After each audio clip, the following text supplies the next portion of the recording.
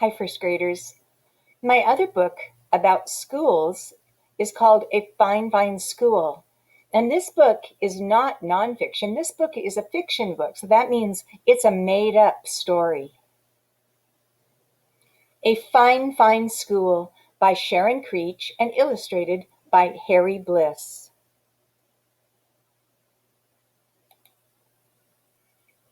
Mr. Keene was a principal who loved his school. Every morning, he strolled down the hallway and saw the children in their classes. He saw them learning shapes and colors and numbers and letters. He saw them reading and writing and drawing and painting. He saw them making dinosaurs and forts and pyramids. "Oh," he would say, "aren't these fine children? Aren't these fine teachers? Isn't this a fine, fine school?" Near Mr. Keene's school, Tilly lived with her parents and her brother and her dog Beans in a small house next to a big tree. On Mondays and Tuesdays and Wednesdays and Thursdays and Fridays, Tilly went off to school.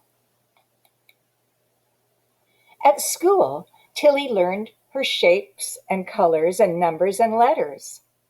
Sometimes when she saw Mr. Keene standing in the hallway, he waved. "Aren't these fine children?" he said to himself. "Aren't these fine teachers? Isn't this a fine, fine school?" On the weekends, Saturday and Sunday, Tilly climbed her favorite tree. "I'm stuck, get help!" And she took Beans on walks and threw him sticks. "Let go now, Beans!" And she pushed her brother on a swing and tried to teach him how to skip. Be one with the skip. But on Mondays and Tuesdays and Wednesdays and Thursdays and Fridays, Tilly went off to school. Beans and her brother did not like to see her go. "Hurry, hurry, hurry home," her brother called. One day, Mr. Keene called all the students and teachers together and said, "This is such a fine, fine school. I love this school. Let's have more school. From now on, let's have school on Saturdays too." And the teachers and the students did not want to go to school on Saturdays. But no one knew how to tell Mr. Keene that. He was so proud of the children and the teachers, of all the learning they were doing every day. And so that Saturday, Tilly set off for school. "But it's Saturday. What about the swings?" her brother called. The following month, Mr. Keene announced, "This is such a fine, fine school. I love this school. Let's have more school. From now on, let's have school on Sundays too." The teachers and the students did not want to go to school on Sundays, but no one knew how to tell Mr. Keene that. He was so proud of the children and the teachers, of all the learning they were doing every day.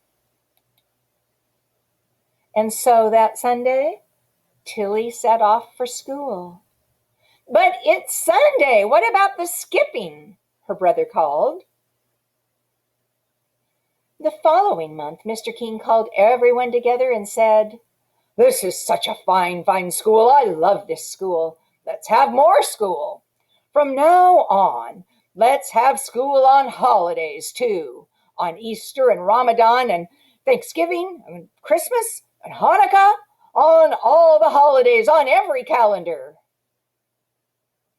The teachers and the students did not want to go to school on holidays, but no one knew how to tell Mr. Keene that. He was so proud of the children and the teachers, of all the learning they were doing every day. And so, on Christmas, Tilly set off for school. "But it's Christmas. What about Christmas?" her brother called.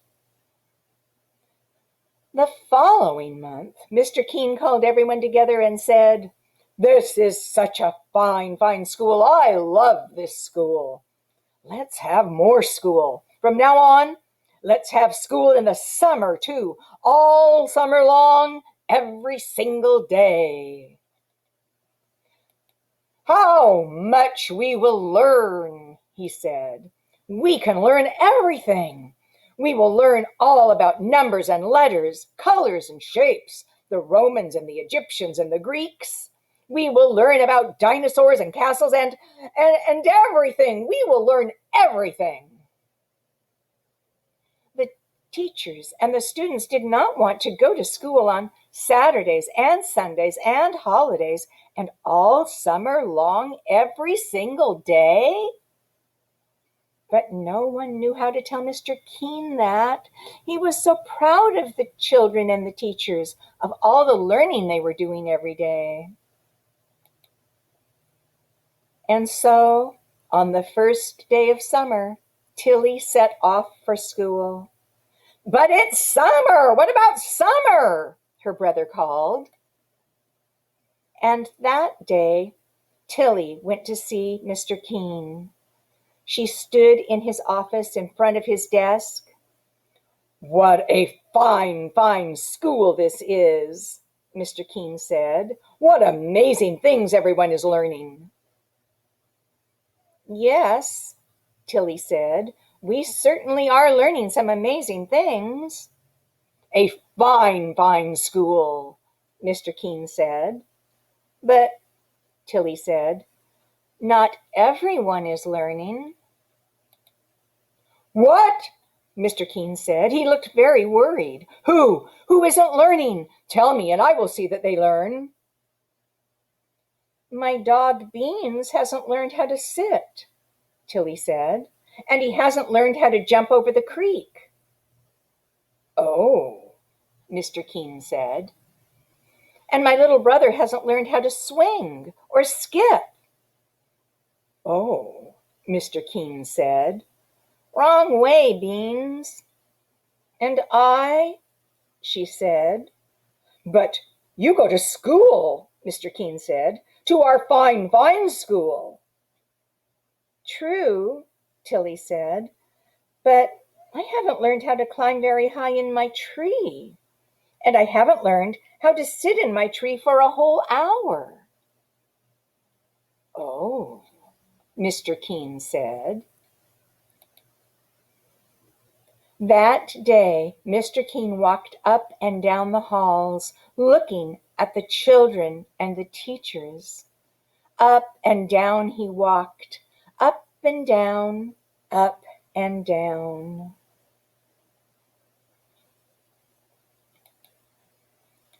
The next morning, Mr. Keene called everyone together. The children and the teachers were very worried. Mr. Keene said, "This is a fine, fine school with fine, fine children and fine, fine teachers. But not everyone is learning." The children and the teachers were very, very worried. Mr. Keene said, "There are dogs who need to learn how to sit and how to jump creeks." What did he mean? Was he going to make their dogs come to school? "There are little brothers and sisters who need to learn how to swing and how to skip." What did he mean? Was he going to make their younger brothers and sisters come to school too? The children and the teachers were very, very worried. "And you, all of you, children and teachers, you need to learn how to climb a tree and sit in it for an hour," Mr. Keene said.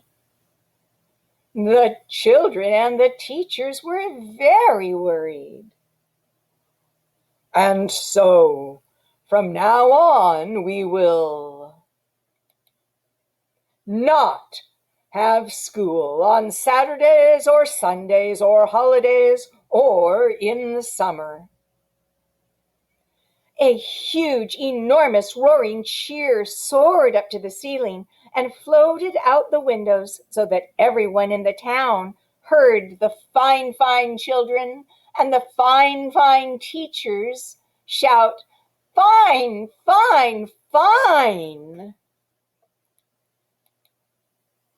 And the fine, fine children and the fine, fine teachers lifted Mr. Keene up, and they carried him down the hallway and out the doors and through the town, up and down, in and out. And everywhere they went, the people said, "What a fine, fine school, with such fine, fine teachers, and fine, fine children, and a fine, fine principal."